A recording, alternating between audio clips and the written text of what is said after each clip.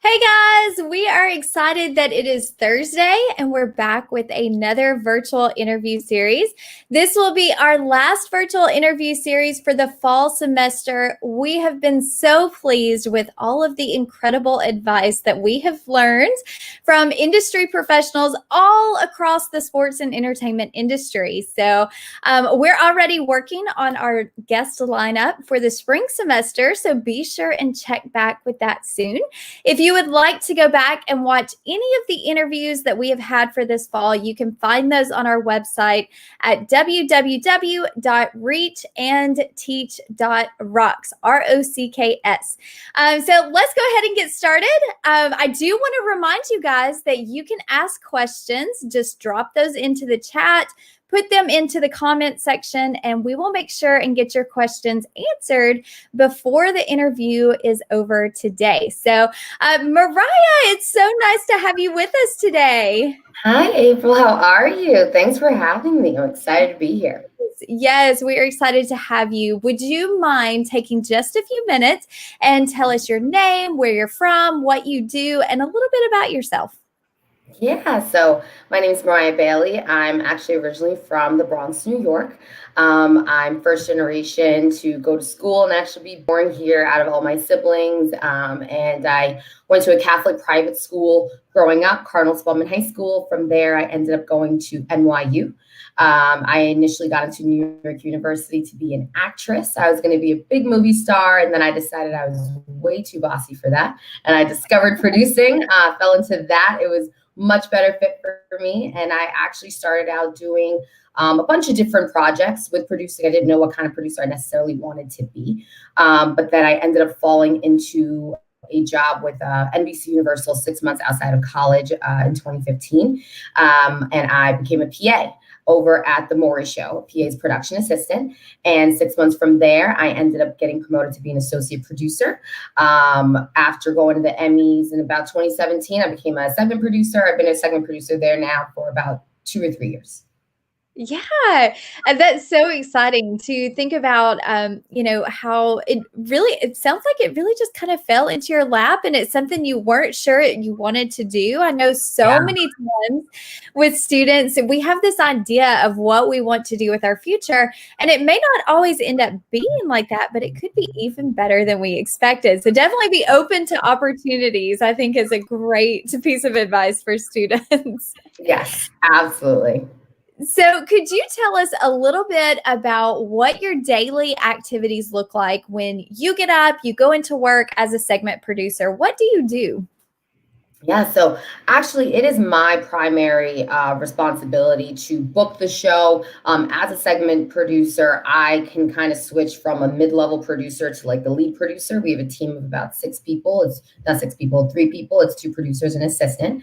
And so people call, they email, they text into the show. I call them back. I put each guest, I listen out to their stories. Obviously, got to make sure it's legit story.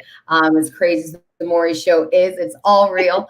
And we have to put them through a really, really extensive medical and legal checklist. They have to kind of get through that first. And then depending on the show topic, if it's, for example, DNA test, that's what we're very known for. We will get them tested in their hometown completely free of charge. And so I'm responsible for setting that up. If there are any like doctor notes or legal notes that need to be obtained, I'm the one that's getting that, and I'm clearing stories through my legal coordinator.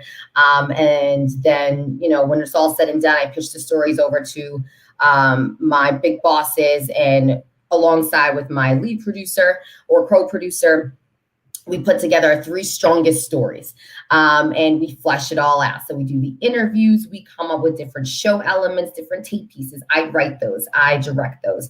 If it's a lie detector test, that's something that I speak with our lie detector administrator and the guest, and we coordinate administering that test. And then I assist my producers with writing script, and doing pictures, and we run those production meetings. And so the way to kind of frame it is my most important days of work are my pitch day. Right after my pitch day is my pre-production day. Right after my pre-production day is my show day. So all of the other 4 days around is like me just booking. So me doing what I just said. And then on my pitch day, I tell me and my co-producer go to my boss and say, these are our best, strongest stories. This is what we want to do with them. They say yay or nay. We all brainstorm, kind of flesh it out even more. We meet with our line producer and also some of the field guys. And then we clear everything. So we now initiate all hotels, checks being cut, work reimbursement, babysitting reimbursement. Now with this digital age, we are sending each and every guest their own kind of production kit. So we send them ring lights, backdrops. We send them anything they need production element wise that, we would otherwise do here. And then pre-pro day, which is actually my day today, we are working with the guests. So we're doing any specialty B-roll. B-roll is basically certain videos that you need to take of certain guests, depending on the topic, or something called tape pieces. So I'm sure if you watch the show April, Maury's like, this is what April had to say. And April's going crazy in the camera. So we do that as well today. And if it's a lie detector show, we'll do the lie detector test today. We finalize all our script, start getting in results. And, we kind of package it up so that for tomorrow, what we end up doing is we'll meet with the guests and we'll go over all their questions and stuff like that. And that's when, again, we start finalizing everything on our end. I'm working backstage during the show as the show's up live with Maury. And we are that third party in between the editors. I finalize pictures. I make sure that everything's finalized in the script. And before Maury starts reading off of it, we make sure that Maury gets briefed, obviously, on the shows, and so that he knows everything that's happening. And then we cross our fingers and say, Jesus, take the wheel. And we film. I mean, honestly, you probably have the most exciting job. I cannot even imagine. I mean, it sounds like quite interesting. It's never a dull day. I can see that. So it sounds like as a segment producer, you basically have your hand in everything from the script writing to booking the guests to really putting together the ideas of the content. That sounds like a lot of different tasks to do. Do you have any advice for multitasking or something that helps you stay organized that maybe you could share with us? Yeah. So, I mean, when I first became a production assistant, I knew that I wanted to be a producer, right? So I knew that I needed to be a really great production assistant in order for me to get trust with any other kind of responsibilities, kind of prove myself. So I made lists, I also have an actor's brain. So I am good at memorizing things, but I made lists like it was nobody's business. Even now, I have lists for those my pitch day, pre-pro day, and show day, things that I run through even 5-6 years now into the business, working with the Maury Show, just to make sure I'm on top of things. And also with multitasking, number one, you got to stay calm under pressure. You just, I think that's one of my biggest assets as the world is melting. I'm like, okay, we're going to figure this out. It's going to be fine. Like, we don't have a choice. It's going to have to be fine. And knowing, a lot of stuff needs to get done and knowing how to prioritize that. And of course, just depending on the project, depending on what the date is, you'll know gradually how to prioritize certain things. But you ask up, right? So if I have a million things I'm working on and I'll say something to my lead producer, hey, I'm working on so-and-so and so-and-so, maybe I'll assign something to my assistant, maybe I'll do this. It's just, you have to find out exactly what needs your energy and then what can be passed off to maybe someone else on your team that they can pick up on. But yes, it's definitely an attention to detail. Also, accountability and knowing that, all right, I got to get this done regardless. And if there's a slip up or some sort, don't waste time crying over spilt milk, just get it fixed, do it done. Nobody cares, honestly. Yeah. I mean, the show must go on, right? Absolutely. Mm-hmm. So you told us a little bit about your journey from high school to what you're doing now. Could you talk a little bit about maybe some obstacles that you faced along the way and how did you overcome those? Yeah. So again, in high school, I really wanted to be an actress. Like I grew up, I was an actor. I was that brain mindset since I was like 7. And in my high school growing up, I never was the lead star of any play or anything like that. I did drama monologue competitions and I was always in the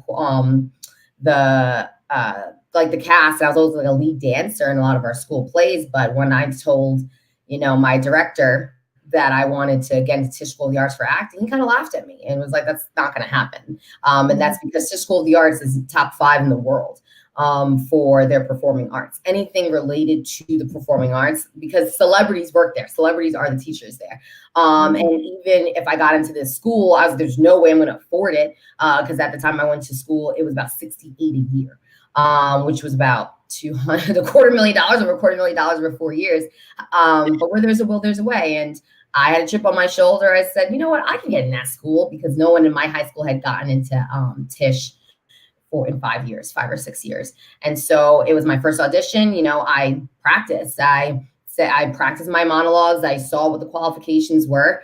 And I applied to 4 different schools. Tisch was my first one. I did not think I even did great, but I clearly did. And I remember, you know, check your emails in high school. Never checked my emails. Guys, check your emails, especially when you start applying to colleges, because it was literally 2 days before a deadline where I could apply for the higher opportunity program.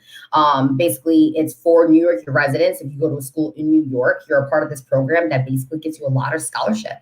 If you fall within a certain bracket with your grades and all this stuff. And I was like, and so I checked the email and I applied to it. And I got a response about a couple months later. I got a full ride to NYU, basically. Not full. I graduated, instead of graduating with $250,000 in debt, I graduated with $12,000 in debt. And I paid that off within a year of school. And I was able to live in the city, and it was awesome. And again, I got in wanting to be an actress. And as I was doing it, I fell out of love with it. I saw that I wasn't super excited about auditions. As I was learning more about the industry itself, I couldn't really see myself having an actual career there. And I saw my interest being piqued when I saw internships. And when I saw, and you know, I know we were talking about this earlier. I know this is the question's that's gonna come up. Producer. I didn't really know what a producer was. I thought a producer was someone that gave money and you get a producer title and that's it. And so then I started seeing these internships and I was like, and I started doing some research on what a producer is. Even as I'm a segment producer in TV, there are other producers in TV that don't do all the work that I do, because they're called maybe story producers. Then there are like booking producers. Then there are development producers. Then there's so many different kinds of producers. And I just did an internship when I was 19. You know, I took 18 credits a semester in college, and I had a minor, plus I did a 20-hour weekly internship. And when I realized that I liked this internship, I said, let me throw myself into this. And I always did independent projects every semester as well. And I started working at theater companies, and then I started expanding. I never said no. If someone said, we need a production assistant for this, I said, okay, because I didn't know what I was ever going to do, but I always said, okay. So I started in a lot of theater. Then I did some musical showcases. I did some live events. I did some festivals. I did some digital stuff. Like, I just kept saying okay to whatever. And I didn't even just work in the production end. If there was like a producing marketing assistant role, I would do it. If there was anything that had the producer in it, but if it was delved into like maybe development, or delved into post, or delved into more product placement, delved more into the actual production itself, because now I've been able to equip myself with a skill set that's transferable into any sector of producing. And I know how to take any project from inception to execution because of that experience, just throwing myself into stuff. So that was really cool. I mean, I absolutely love that you mentioned that, because, you know, so many times you don't know exactly what you want to do with your future, and taking those internships, you know, saying yes, even if you think you might not like it, you might surprise yourself. You might discover a talent or a skill or an interest that you didn't know you had you not said yes to an opportunity. So I love that you mentioned that. I think that is incredible advice for students, is to, you know, put yourself out there, volunteer, get involved with internships, and basically just overall try new things. Mm-hmm. Yeah. And even, you know, when I was 15, I actually did my first entertainment internship, and the producer there, she wanted me to be her like assistant. And I said, no, I want to be an actress. She said, okay, well, when you change your mind, decide to be a producer, come back to me. And honestly, that's what I did. I was 19. And I said, I know I haven't worked for you 4 years, but I kind of want to do this again. And any project she needed me to do, I did it. And again, just kind of echoing what you said, April, a lot of stuff I had to do for her was like research, and I had to like reach out to all these different editors and these journalists, and I had to do this, and I had to reach out to sponsorships, and I had to do all this stuff. I didn't really feel like producing, but now there's nothing I can't find. There's nothing that I like. You give me a topic, I'm finding it. And I've worked on a few pilots for new upcoming shows.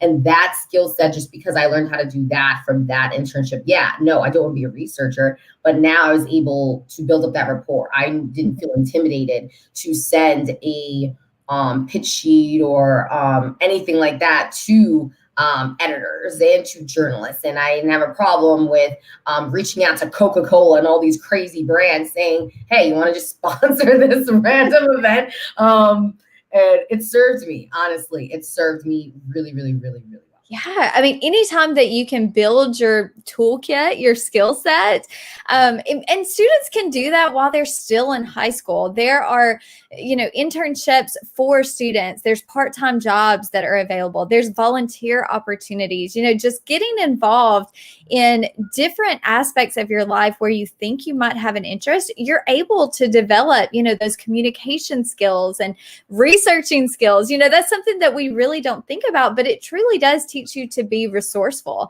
And I would have never thought about how important that is in the entertainment industry, but I can imagine you're researching different topics and content all the time. All the time. I mean, that's all we do. And when I do specialty shows, for instance, like I did a Jack Hanna show. I'm not sure if you know who that is. He basically owns his own zoo in Ohio.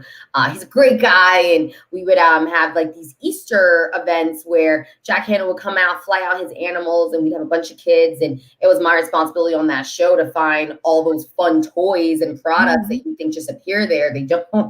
Producers, we find them. We build out those relationships. We build up trade outs with those brands. And my family, not family, oh my gosh, my family. I say that's about my Maury family. My Maury's out there. I remember I ended up helping out another producer and she was working on it. She's like, I know that you were able to find like 6 trade outs like that. I don't know how you did it, but I need you to help me. And I'm like, yeah, of course, this is not a problem. But it's because I learned that from 6-7 years ago when I worked on other projects. Even with working on those other projects, you want to utilize it. You want to like fail in those internships and learn, because then when things hit the fan there and I had to figure it out, it's okay, because now when I come into this professional setting, I already built up that skill to be like, it's fine. I've already kind of been through that. Yes.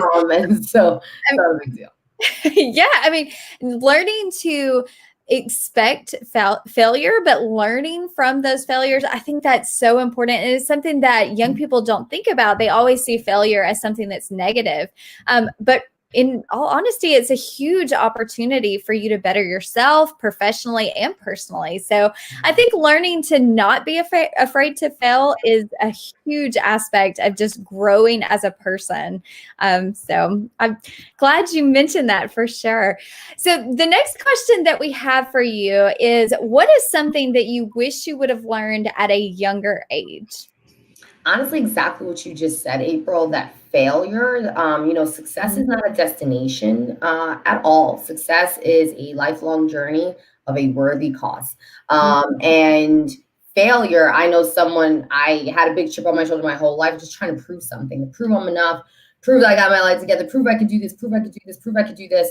And I just wish I knew that failing is not a big deal at all. It's honestly necessary in order for you to succeed. And think about like all the people we're obsessed with, like the Michael Jordans of the world, the Steph Currys, the master pianists in the world. The TED Talk happened a couple of years ago where a guy said, who is perfect at playing the piano? He calls up a guy who never played a piano before. He's like, you're perfect, right? He's like, yeah, because I never did it, so it's fine. Pulled up a master pianist. He's like, how many times have you failed? He's like, more than I can remember. You have no idea. Obviously, we know the end of the story. The one who was so perfect and never failed once, he was terrible. The one who mastered it was incredible. And honestly, failure is just necessary. Fail a lot. Fail often, please. Because that's what's going to build you up to be successful. And if you're too careful and you try too much to be perfect, you're actually afraid to grow. And that's what's necessary in order, you don't want to be 15, forever, right? You don't want to think like that forever. You don't want to be 14, whatever the case may be, however old you are. You don't want to be stuck like that forever. So don't be afraid to mess up. Don't be afraid to be different. One thing that it took me a little bit too long to realize was that I cared a little bit too much about my friends' thought. And my, to this day, my friends still think I'm crazy, but they love me and it's fine. And I'm really successful for my age. And, not just professionally, but personally and spiritually. And, don't be afraid to go against the grain. If all your friends are doing one thing, do the opposite. Seriously, because you don't want to, you don't want to do exactly everything that the masses do. And again, it's okay to change your mind. It's okay for you to go a different way than you ever thought. If something scares you, do it, because that's what you should be doing. If something doesn't scare you and doesn't intimidate you, that means you're not challenging yourself enough, and you risk living the rest of your life existing and not truly living, and really reaching your potential, quite honestly. Yes. Oh, girl, you just gave me chills thinking about that, because that's so true. You can live your life the exact same every single day, just like everyone else. But when you have the courage to step outside of your comfort zone and do the things that scare you, that's truly when you see your life make big, positive, exciting changes. So, love that. So my last question for you, and then we're going to open it up to questions from students, is what is some actionable advice? What is something that students could do right now while they're still in high school that might help them to really kind of jumpstart their career? Maybe they're interested in entertainment. Maybe they're interested in becoming a producer. What are some things that they could do to prepare them for that? Okay. So, first of all, you guys got to identify your why. Like, what do you want to do? And sometimes that's not even the question, right? You don't even know what you want to do. So maybe think about, how do you want to live? Like, how do you want to spend your time? Maybe let's just start there.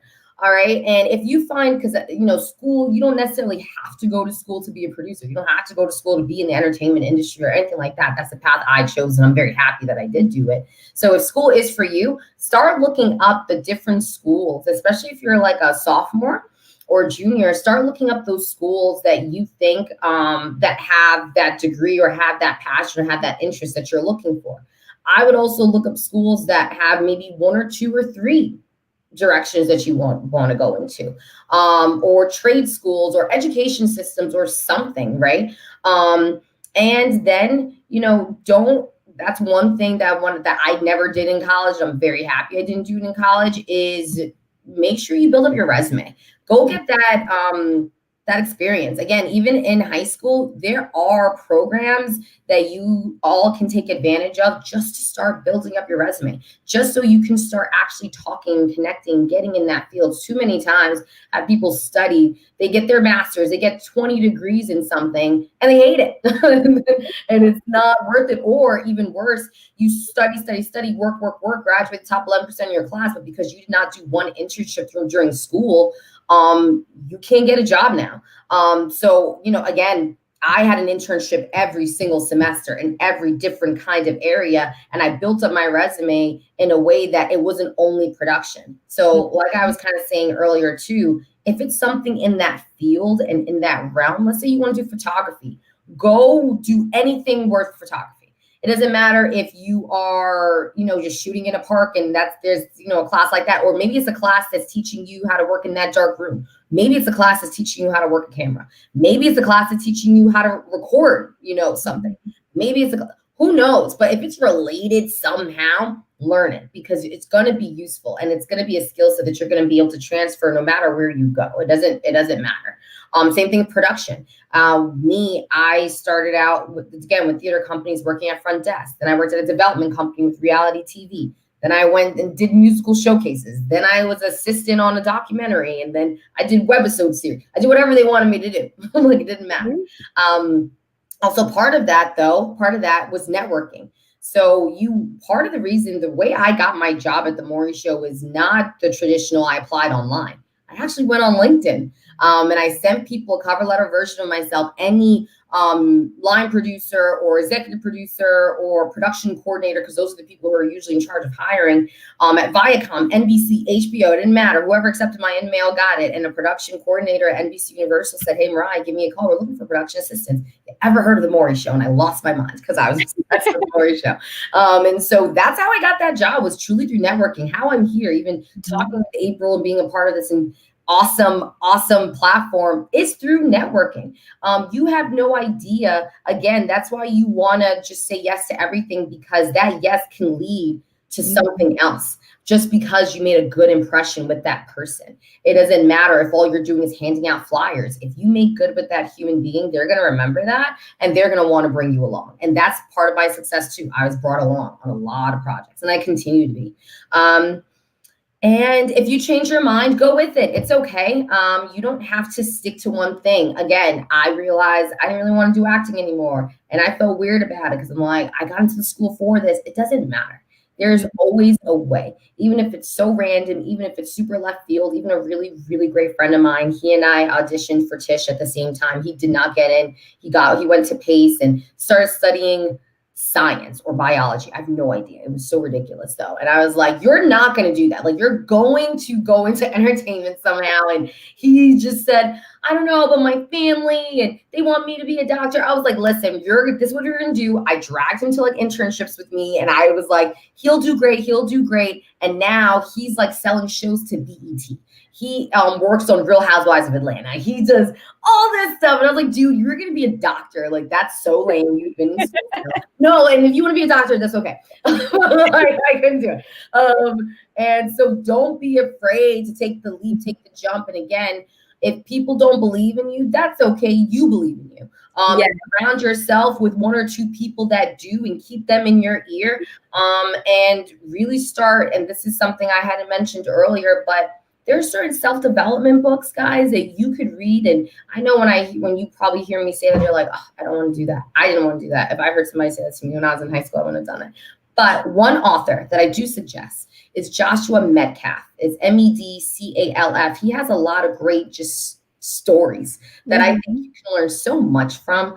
So it's not so much instructional or anything like that. It's not boring at all, I promise.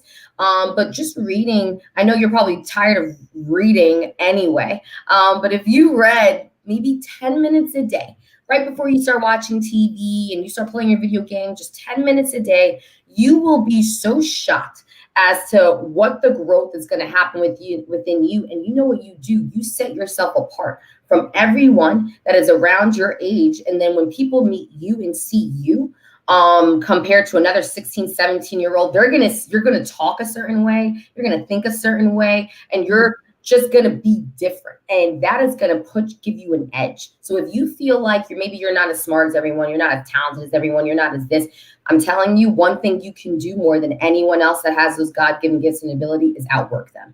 And part of that is working on your mind. You know, again, I got into Maury. No one got promoted in about 6 or 7 years before I got there. I did in about 6 or 7 months. And then I built up a class of PAs who got promoted right underneath me. And there's no such thing as you can't. It's just, it hasn't happened yet. So why can't you be the one to make it happen? And yeah, I feel like I kind of ran on with that one. I would really get into so good. Like just don't give up. Have a dream that scares you, and go after it, because you can do it. You can. Yeah. I love that you talked about reading books. There's so many times where we don't even realize the content that we're putting into our mind truly shapes the output that we have. So when we can fill our day with, those TED Talks or those reading the books or that good content that really just expands your mind and teaches you to think in different perspectives, I think that's so important. And when you can start doing that at a younger age, because I didn't discover that until I was much older. I wish I did. I wish that's what required school reading was, not Harry Potter or like yes. Catcher in the Rye. Like, I don't care. Give me a Joshua Metcalf. Like, make me read Rich Dad Poor Dad over the weekend. Like, just because, like what you're saying, that's what helped make me understand the redefinition of failure. All those self-development books, no matter which way they're packaged by someone who has an insurmountable success. They have a lot of success. And the difference between success and not success is mindset. Is 6 inches between your brain. That's it. That's the only thing. And yeah, I really think that if you can get a heads up on that from now, you will be golden. That would be awesome. And also too, I will link that author into the comment section. That way, if you are interested, you can check it out and you'll be able to just click on that link. So I do want to ask you just a couple of questions from students. The first one that we have is, how much of what you see on the Maury Show or in any reality TV is real? So with the Maury Show, it's real. And I'm not getting paid to say that. I promise you. I have stories my grandchildren are going to be so entertained by my stories. Those stories. And so Maury Show, it's all real. Other reality TV, it depends. I don't know. And we have what's there is there. We don't fabricate anything. We maybe, we like outproduce things, right? So if some girl says, I should walk all over town and warn women not to talk to this guy, we'll like put up a sign in his face, don't talk to him, but you will do stuff like that. But like, yeah, reality TV is based off of reality. I can't talk to like what MTV and TLC and all those other shows do, but for conflict television shows, the conflict is real. So like us, Dr. Phil, Ellen DeGeneres, like those kinds of shows. Steve Wilkos, yeah, what you see is what you get, guys. So you mentioned earlier that you do the booking. One question that we have is, do your guests that are on the show usually come to you, or do you have to research and find those guests that are going to be on the show? Well, I mean, it just depends on the show topic, right? But typically, like our typical bookings, guests reach out to us. And so we're just calling back. There are sometimes, guests who've been on the show before. They have a family member, they have a friend, they know someone, something like that. But if we're booking like a specialty show and looking for experts, or we're looking for, anyone has over $50,000 in loans, I don't know, I'm just like saying something, we'll probably have certain avenues that we post to so that we can find people. But more or less, in my average every day is people reaching out to us and us returning their call. Yeah. Well, thank you so much for being with us today. I've enjoyed chatting with you. It has been so much fun. And we've really enjoyed this entire virtual series. I think we went out on a very positive, awesome note. You've had wonderful advice for us today. So just a reminder to everyone, you can rewatch any of our interviews from this fall semester. It's on our website, so you can check it out there. They'll be available from now until forever. So thank you for tuning in. Thank you, Mariah. Y'all have a great